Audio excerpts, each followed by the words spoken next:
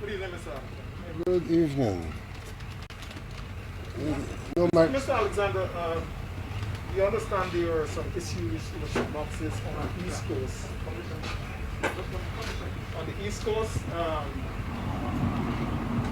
that the Commission had to make some decision on, with just ballots in the box. Can you enlighten us on what decision that was taken, if any has been taken?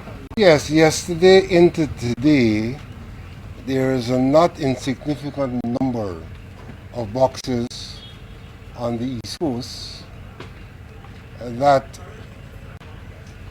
have only the ballots in their content. The other documents, the OLE, official list of electors, the counterfoils, all of those documents which is supposed to give information about who should have voted, how many should have voted, are not in the box. This is strange. And what makes it even stranger is that they've come in a cluster. It's not one far in between. There are those who have argued that there may have been similar instances prior. I myself don't recall a similar instance where absolutely nothing else other than the ballots were in box. But here we have this apparent cluster. And so what has been decided is that the Secretariat needs to do an investigation into this matter and to render a report on this matter before we proceed to make a determination in relation to those ballots. Mr. Alexander, it is proffered by one stakeholder that the materials are the DROs collected those statutory documents and they're in the possession of the Region 4 RO, Mr. Mingo.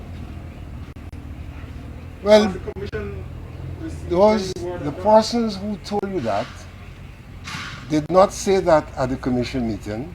That's my first observation. Secondly, they seem to be in a lot of information pertaining to what would have occurred. Unfortunately, I don't have that information. But what in fact we have done is to say to the Secretariat, tell us what's the status quo. So if that is so, the Secretariat should be able to tell us. But for the time being, at the level of this operation, the information was not available and was not in the place where it should have been. Mr. Alexander, does the lack of these documents invalidate the boxes and the ballots in them? We are still to make a determination on this matter. We have not yet made a determination on this matter. What would inform this determination? What are some of the things that are critical coming to a determination on this matter? Here is a situation where you have ballots.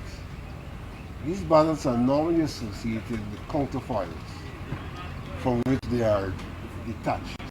We don't have those. Here you have votes cast. These votes cast are normally associated with an OLE showing that the number of names were ticked off, and the number of names which were ticked off correspond with the numbers of ballots cast, which ballots correspond with the number of counterfoils that are there. So really there's no reconciliation that could take place in relation to what's in that box. It is my view, at the end of the day, you can't disenfranchise people because people must have voted. And therefore, the question that will have to be asked, first of all, is what has happened? And if there are no question, no answers as to what has happened, the second question that will have to be asked is how you can ensure these people are enfranchised. That does not necessarily speak to what you do with those specific ballots. But of course, in my humble opinion, the question of the people's franchise has to be answered. So at this time, the SORs have, for those boxes, they've not been added to the tabulation process, No, they've been put on hold. Mr. Alexander, as the Commission in its brief also look at the Sophia incident where That has not come before us as yet, there's not been information. right? You know, not everything is represented with the same fervor. And so that nobody has been fighting to get that onto the agenda, but you stop these boxes and it becomes a national issue. Could you tell us what's on your agenda for tomorrow's meeting? We know about the immigration list, this issue with the SORs and abeyance. What other issues? I have not been advised about the meeting tomorrow, Okay.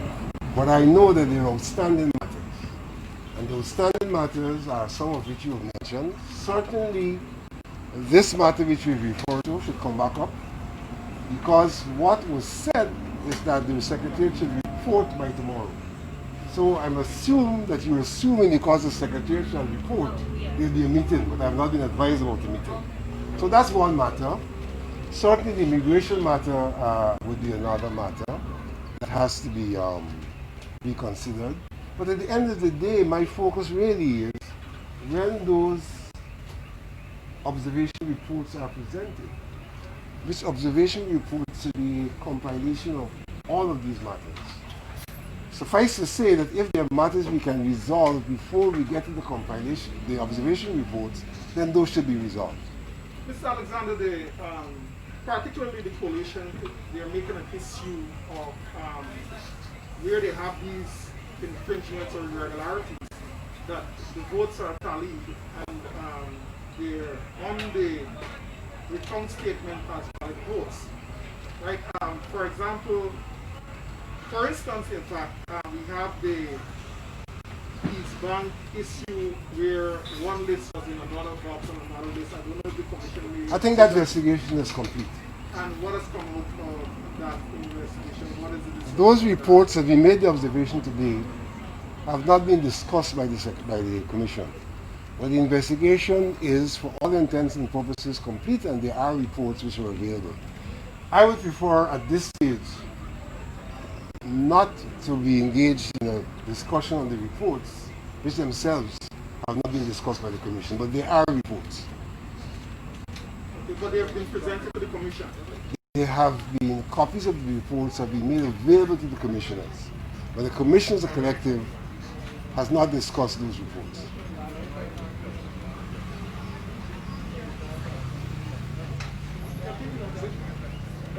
Thank you. Thank you, Mr.